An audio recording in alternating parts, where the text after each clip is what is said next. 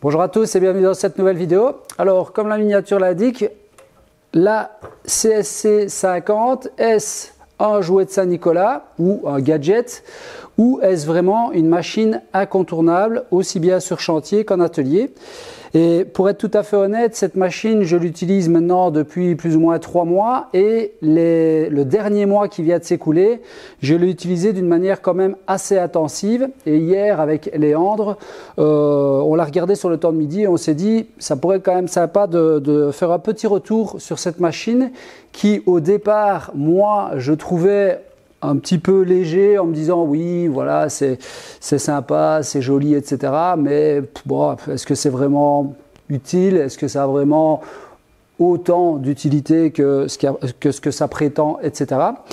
Et l'idée, c'est aujourd'hui de vous faire un retour le plus objectif possible par rapport à cette machine, donc la mise en œuvre, les possibilités d'utilisation, ce que moi j'en ai fait depuis que je l'ai et surtout vous dire les points négatifs qui, à mon sens, sont peut-être à regarder. Alors il faut savoir que cet appareil donc fonctionne sur batterie, il faut les 2 batteries pour que ça fonctionne, pour répondre à JP qui m'a posé la question dans la communauté. Et il fonctionne avec l'aspirateur Bluetooth normalement, mais il peut aussi, et je vous conseille même de l'utiliser avec un aspirateur filaire, mais je vais y revenir. Alors, la première chose, il ne faut pas se mentir, c'est quand même quelque chose d'hyper ergonomique, d'hyper pratique pour plusieurs raisons. Déjà, le chariot va vous permettre de déplacer votre machine là où vous le souhaitez facilement et y installer différents sustainers en plus du sustainer de la scie sous table. Donc pour ceux qui ne connaissent pas la machine, dans le sustainer ici, la scie sous table s'y trouve et est déjà fonctionnelle. Ok? Donc on doit l'installer sur chantier, ça prend 2 secondes, il faut juste déplier les pieds sur l'arrière et sur l'avant et on a même un pied supplémentaire ici réglable pour pouvoir régler les éventuelles différences de niveau. L'idée n'est pas de vous faire un tuto détaillé de l'appareil, mais surtout de vous donner des idées plutôt objectives. Alors moi, qu'est-ce que je fais? Je la fais réavancer et puis je ne sais pas si c'est prévu par Festool, mais beaucoup de professionnels risquent de le faire parce que ce n'est pas léger malgré tout le sustainer avec la machine dedans. Donc moi je le laisse toujours sanglé et je tire un bon coup et ma machine est déjà installée. Alors vous allez me dire comment ça a installé? Oui, je n'ai plus qu'à ouvrir le sustainer, le mettre à sa place et la machine est prête à être utilisée. Ce que Festool aurait pu rajouter, et je remercie Pierre qui avait donné l'idée, c'est peut-être 2 petites roulettes sur l'avant des 2 pieds une fois dépliés, ce qui nous permettrait éventuellement de la déplacer une fois installée. Ça pour moi c'est quelque chose qui peut être assez simple à faire, c'est rajouter 2 roulettes éventuellement ici dans le bas des pieds qui permettrait d'avancer ou reculer l'appareil quand il est dans cette position-ci. Donc une fois qu'elle est comme ceci, je retire la sangle, rien de dingue, il y a des tutos là-dessus et sur la plateforme il y a des petites encoches marquées directement dans le MDF pour mettre la machine dans ce sens-ci ou dans l'autre sens. Donc je viens l'installer et je n'ai qu'une chose à faire, d'éclipser les 2 côtés. Hop, je sors mon box et j'ai donc accès à la machine qui est prête à être utilisée. Alors, on peut l'utiliser, comme je le dis, dans ce sens-ci, avec la plateforme qui nous permet d'avoir des pièces plus longues qui sont maintenues. Donc par exemple, si je dois déligner une planche, c'est pile poil au même niveau. Ça c'est une petite, mais je peux très bien avoir une planche de 2,50 m ou de 2,10 m, par exemple si on a des ébrasements à refendre ou des lames de plancher, etc. C'est quand même méchamment pratique. Et puis, admettons, vous n'avez pas le choix, vous devez absolument mettre votre bâti support dans ce sens-là dans la pièce où vous travaillez, mais là vous avez un mur et toute la partie là-bas, vous avez un hall. Vous pouvez très bien prendre la machine, la déplacer dans ce sens-ci, ou dans l'autre sens, vers l'arrière. Ça fonctionne tout aussi efficacement. Donc ça, c'est quand même un sacré avantage, tout en conservant le bâti support. Et puis alors, après, on arrive au système de réglage qui, quand même, est extraordinaire. Comme je le disais, c'est une machine qui, de base, dans l'esprit de beaucoup, est faite pour aller sur chantier et pas spécialement d'atelier. Et en fait, moi, je dois vous avouer que depuis que je l'ai, on a quand même fait les tenons dans des morceaux de bois comme ceci, c'est-à-dire des 150 par 60 de large, avec la butée angulaire et avec également la butée latérale. Le chariot ici est coulissant, d'accord? Donc il est coulissant avant-arrière, donc ça c'est un sacré confort de travail aussi. Et puis on peut y insérer une butée comme ceci angulaire qui nous permet d'être parfaitement d'équerre par rapport à notre lame de scie. Et on a un petit trait ici sur la machine qui nous donne l'axe de la lame. Donc le guide ici, on va le déplacer vers la gauche ou vers la droite, évidemment en faisant attention de ne pas prendre la lame. On est parfaitement d'équerre par rapport à la lame et il y a des crans à chaque fois pour déplacer 10 degrés par 10 degrés, bloqué hyper précis. Comme je le dis, on a fait le rucher pour ceux qui suivent la chaîne d'une manière un peu plus assidue. Eh bien, tous les tenons des pièces, comme je dis, de 150 par 60 ont été faites avec cette machine-ci en réglant pile à 30 degrés, sans aucun problème, ça ne bronche pas. Et c'est super précis, plutôt que d'utiliser... Alors, pour répondre à certaines personnes qui me disaient, quand on n'a pas de chariot de coupe, comment est-ce qu'on peut faire d'une manière assez facile ? Eh bien, vous prenez un panneau comme ceci, qui est coupé parfaitement d'équerre, vous venez le mettre ici contre votre guide parallèle, et vous avez votre chariot de coupe. Il suffit de le maintenir à droite et d'avancer pour faire des petites pièces comme ceci, et en plus, le panneau va continuer à couper votre petite pièce et éviter le rejet de celle-ci. Donc, ça, moi, c'était mon chariot de coupe quand j'étais sur chantier avec mon autre scie sous table. Pourquoi? Parce que il n'y avait pas de chariot coulissant comme ceci, et donc la butée angulaire, elle était juste là pour me permettre de faire des coupes en angle, uniquement moi en avançant ma pièce. Enfin bref, c'était pas très pratique. Donc ici, ça c'est quand même un accessoire honnêtement génial. Le deuxième gros avantage, c'est, comme je le dis, on a le réglage électronique ici en partie arrière qui permet de nous régler la lame au dixième de millimètre avec un point 0 à chaque fois remis en place s'il le fallait. À savoir que le chariot ici à gauche est légèrement plus haut que la tablette. Donc si on doit couper des pièces à gauche de la lame avec une hauteur bien précise à prendre, comme pour faire une feuillure ou faire un tenon éventuellement, ou faire une rainure dans un morceau de bois, vous allez devoir régler votre point 0 à gauche de la lame. Si par contre vous devez refendre en bois avec une rainure d'une certaine hauteur en utilisant le guide parallèle, dans ce cas-là, la hauteur sera différente, mais vous pouvez de nouveau refaire votre point 0. Je vous montrerai quelques images comment procéder. C'est un jeu d'enfant et donc vous êtes toujours certain qu'en réglant 12 mm de haut, vous avez 12 mm pile. Si vous voulez régler 12,6 dixièmes, vous savez l'avoir au dixième de millimètre. Donc ça, que ce soit en atelier ou sur chantier, c'est un confort extraordinaire puisque quand vous avez des petites pièces à faire ou même des tenons pour des portes ou autres, où vous avez des feuillures à faire, vous avez des renforts d'épaulement avec des hauteurs vraiment pile poil à faire, etc., vous l'avez. De plus, quand vous réglez votre lame en inclinaison vers la droite de 10, 20, 30, 40 degrés, voire jusqu'à 45 degrés, et que vous devez respecter une hauteur de coupe, la lame s'adapte automatiquement à la hauteur réglée dès le départ. Donc ça veut dire que si vous voulez avoir une rainure à 45 degrés qui fait 12 mm de haut, vous réglez 12 mm 45 degrés d'inclinaison et vous allez avoir votre rainure qui se situe, le haut de votre dent extérieure se situera à 12 mm. Donc de nouveau, c'est quand même un confort extraordinaire, en tout cas pour l'atelier.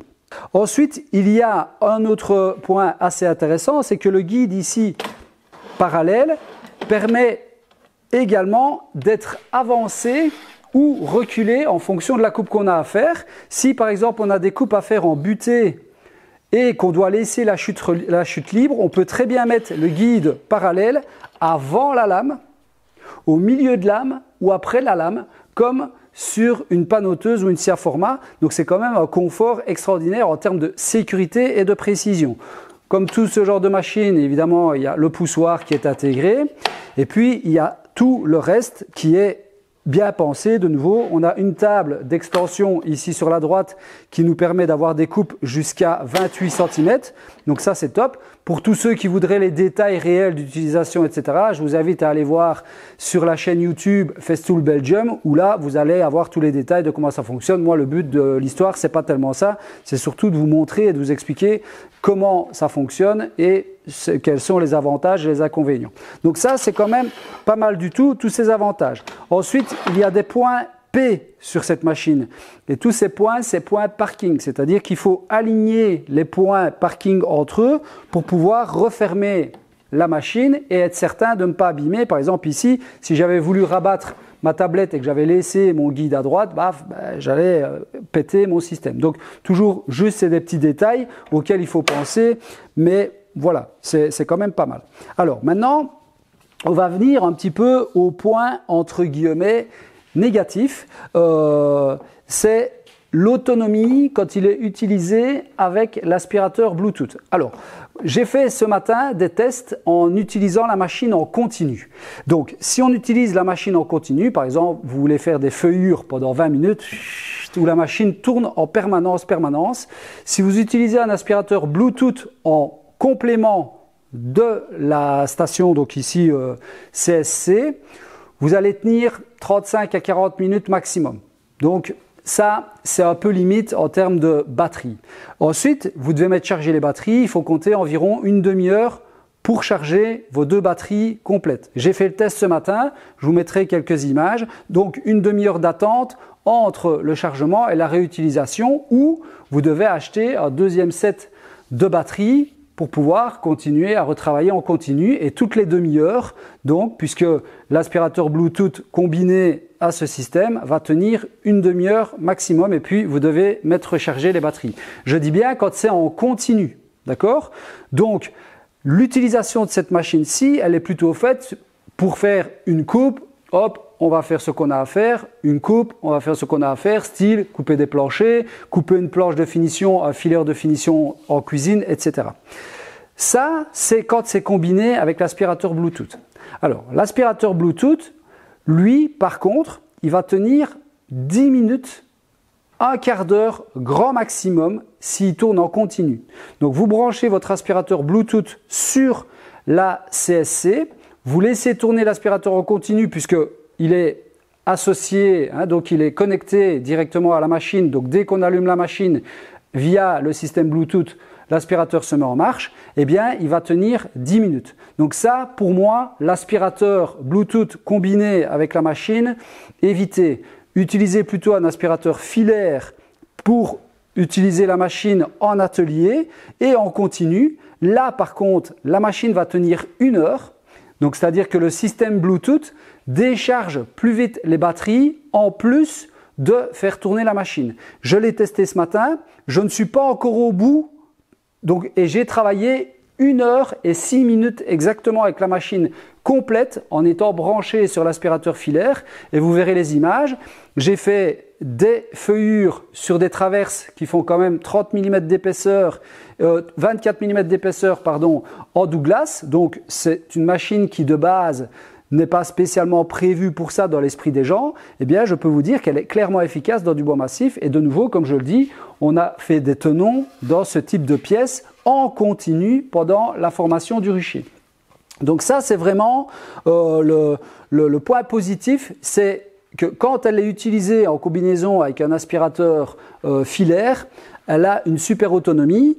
En termes de précision, franchement, il n'y a pas photo. Vous pouvez régler, d'ailleurs je vous mettrai quelques images de ce matin, vous mettez 12 mm, baf, c'est juste. Le guide parallèle, il est réglé dès le départ, nickel. Si maintenant c'était déréglé, vous avez de toute façon une petite vis excentrique pour vous permettre de jouer avec la réglette, mais ça ne bouge pas. L'inclinaison de lame, super simple, et tout le reste est d'une facilité et d'une ergonomie sans nom. Pour être tout à fait honnête, pourquoi? Parce que ici, vous avez le déverrouillage pour avoir votre chariot coulissant. Vous venez y insérer, comme je le disais, le petit rapporteur d'angle, il se met hyper facilement, donc il suffit de défaire le petit système ici. Vous le mettez dedans, ça coulisse, comme dirait l'autre, comme papa dans maman. Et puis, c'est bloqué. On fait la coulisse avant, coulisse arrière, nickel. Vous devez changer la lame. Vous avez le système ici qui est super accessible. La clé Allen est directement sur la machine. Vous ne devez pas encore aller chercher dans vos outils, etc. comment faire. Vous avez le petit capot ici pour ouvrir. Vous désolidarisez votre petit capot plastique et vous avez directement accès à votre à votre lame de scie. Vous pouvez mettre tout type de lame. Donc ici, c'est une lame plutôt de débit qui fonctionne très très bien. Ensuite, si on veut changer de couteau diviseur pour avoir une meilleure aspiration et une protection de lame, il suffit juste de venir enfoncer ici sur l'arrière, donc se mettre en position parking.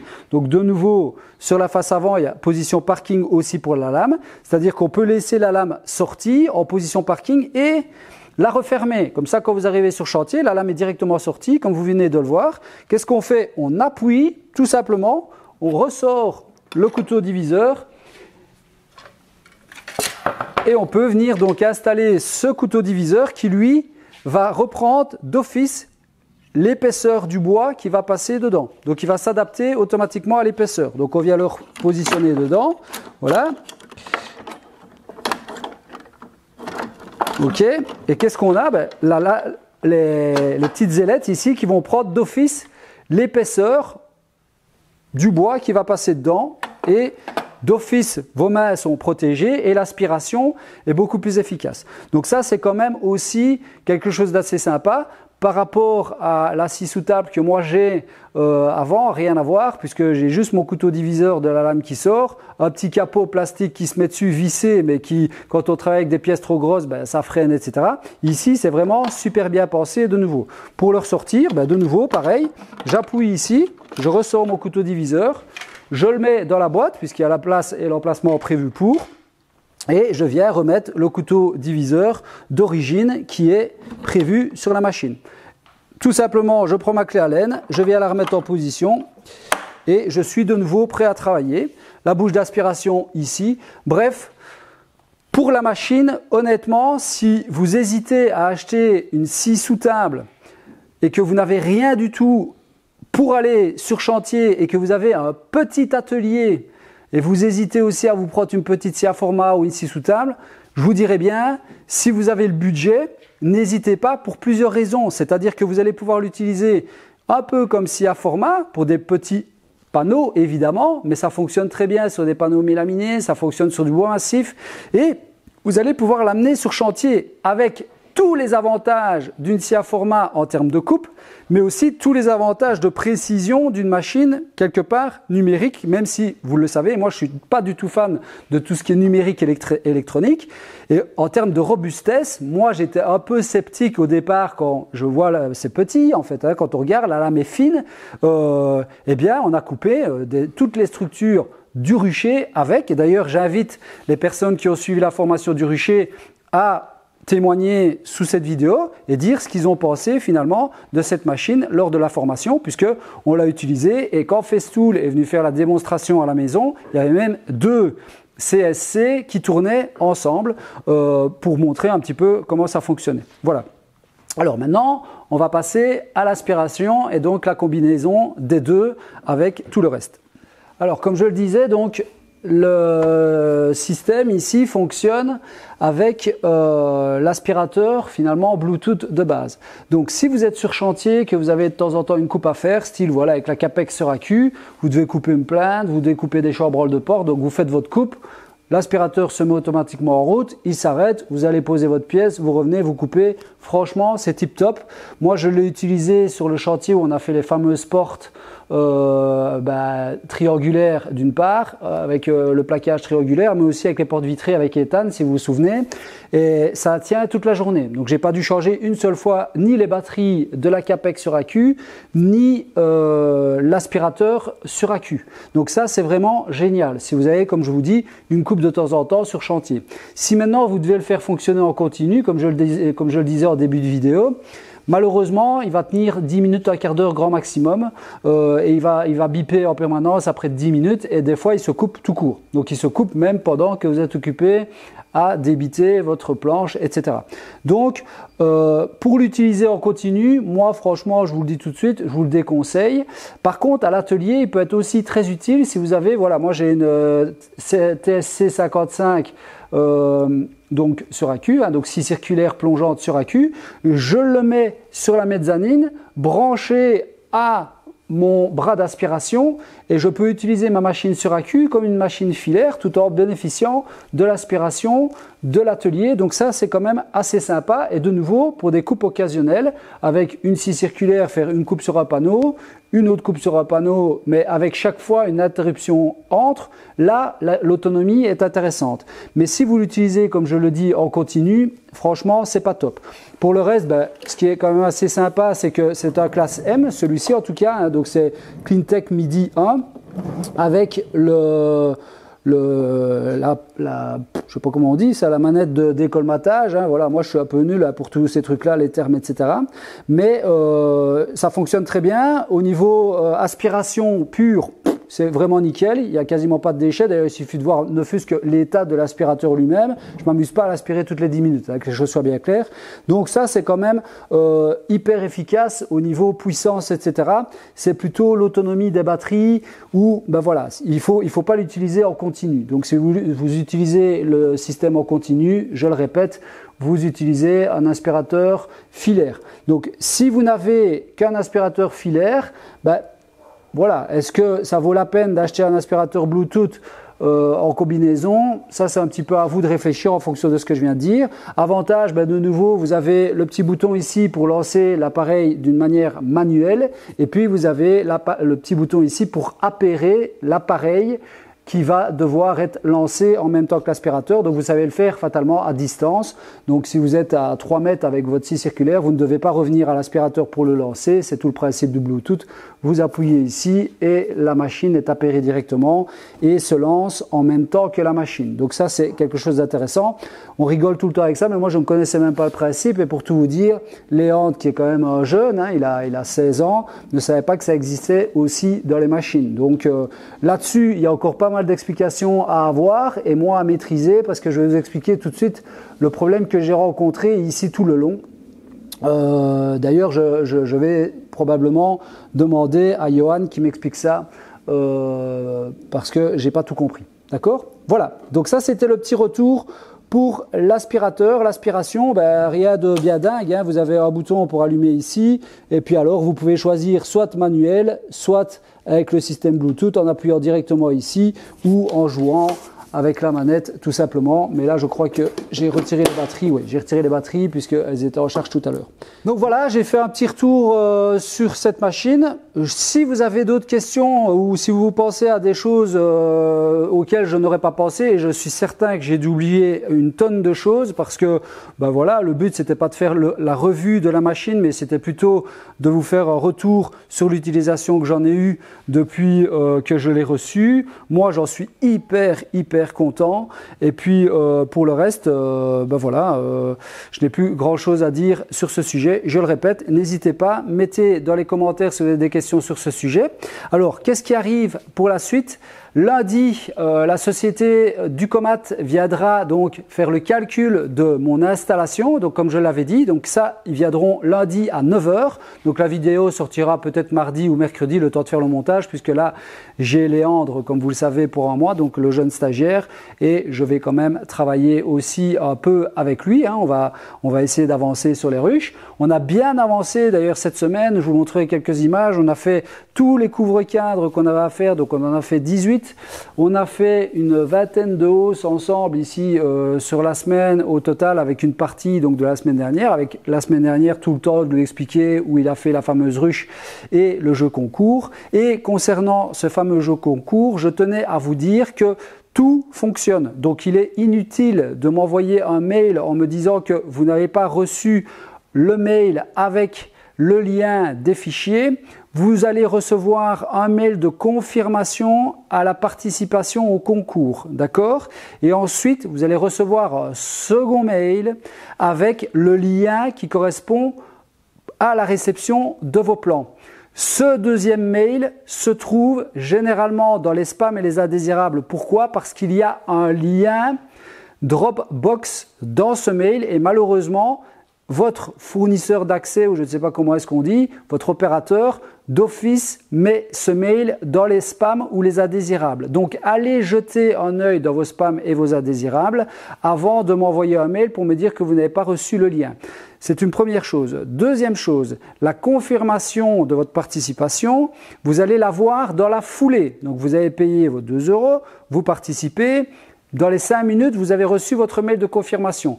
Par contre, le second mail, des fois, ça peut prendre plusieurs heures. Pourquoi? Parce que c'est deux plateformes différentes. C'est-à-dire qu'il y a une plateforme qui vous envoie, qui génère un mail direct quand le paiement a été reçu et qui vous annonce que vous avez une confirmation.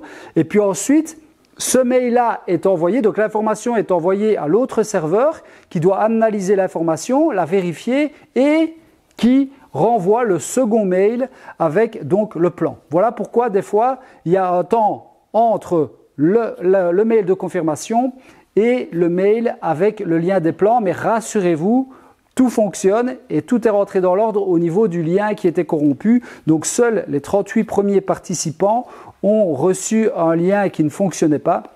Mais depuis le 22 mars, donc depuis le deuxième jour, tous les gens qui ont participé reçoivent leur mail de confirmation et reçoivent le bon lien pour aller télécharger les plans. Voilà. Donc, je vous souhaite à tous une bonne soirée, un bon week-end et puis vous dis à bientôt pour de nouvelles aventures. Salut, salut. En tout cas, une chose est sûre, Léandre, je n'entends plus rien, je suis sourd. C'est assourdissant cette histoire. Je vais quand même sonner à Johan pour savoir un petit peu ce qui se passe parce que c'est bien beau les bouchons d'oreilles, Bluetooth et tout là, mais... Allô, Johan? Ouais, dis, c'est Benoît. Dis, il y a un truc que je ne comprends pas. Quand je mets les bouchons d'oreilles, tu vois, les trucs Bluetooth là, Festool, c'est normal que j'entends l'aspirateur dans les oreilles? Parce que moi, de base, je voudrais entendre de la musique. Tu comprends? Est-ce que tu peux m'expliquer ça, s'il te plaît, faire une vidéo éventuellement tuto sur le Bluetooth, comment ça fonctionne? Parce que là, je vais devenir sourd. Donc, de base, c'est censé protéger mon audition, mais j'entends le volume de l'aspirateur dans les oreilles. Tu m'expliques tout ça? Ok. Merci à Johan. Allez, salut. Hein. Belle journée à toi. Hein. Allez, on va ranger tout ça, mon bon Léandre. Hein? C'est quand même le pied, hein, ce truc. Hein. Tac, tac, tac. Alors, hop là. On va mettre parking avec parking. Voilà. Parking avec parking. Parking. Parking, parking. On bloque. Ensuite, on vient mettre ici notre système dans la boîte. Tac, tac. Ça va tout ça là, ça. Qu'est-ce que tu veux de plus? Voilà. Ok. Ensuite, je viens remettre mon petit système ici dedans, pareil.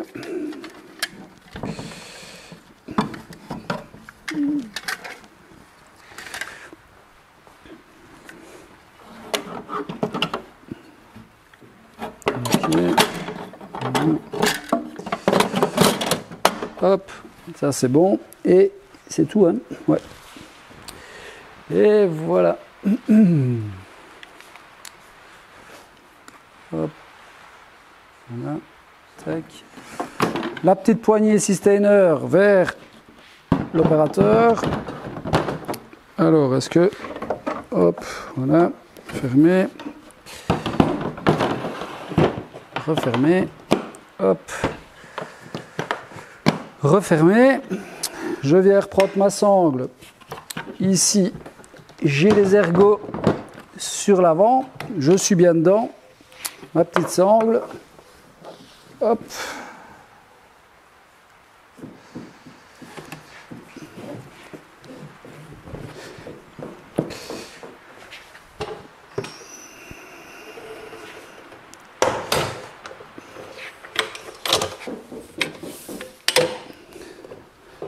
Et voilà. Allez, salut!